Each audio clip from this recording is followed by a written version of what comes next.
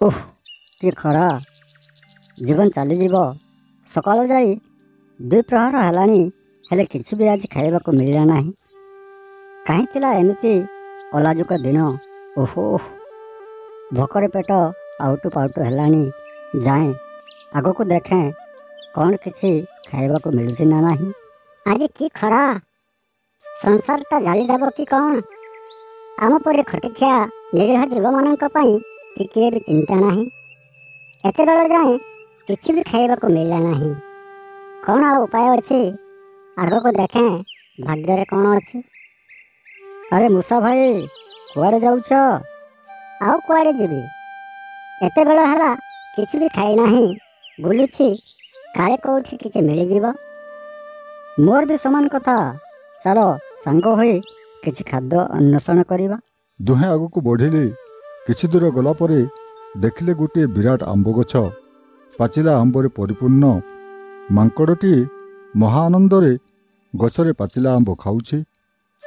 ସେ ମୂଷା ଓ ପିମ୍ପୁଡ଼ିର ମନ କଥା ଜାଣିପାରିଲା ଏବଂ ଗଛରୁ କେତେକ ପାଚିଲା ଆମ୍ବ ତଳକୁ ପକାଇଦେଲା।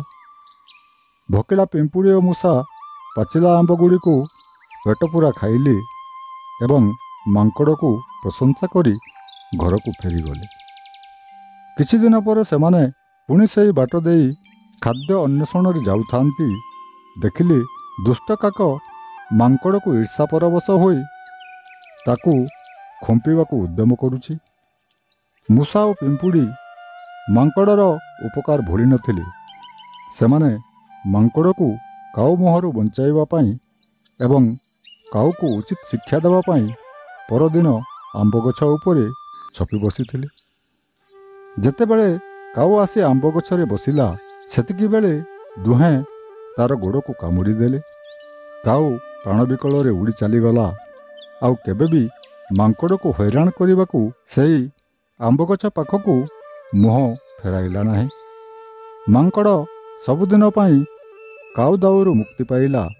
ମୂଷା, ପିମ୍ପୁଡ଼ି ଓ ମାଙ୍କଡ଼ଙ୍କ ମଧ୍ୟରେ ବନ୍ଧୁତା ନିବିଡ଼ ହେଲା ଏବଂ ସେମାନେ ମହା ଆନନ୍ଦରେ ମିଳିମିଶି ଏକାଠି ରହିଲେ।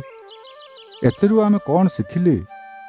ପରୋପକାର ଓ ଦୟା କେବେ ବି ବେକାର ଯାଏ ନାହିଁ, କୌଣସି ନା କୌଣସି ରୂପରେ ଫେରି ଆସିଥାଏ।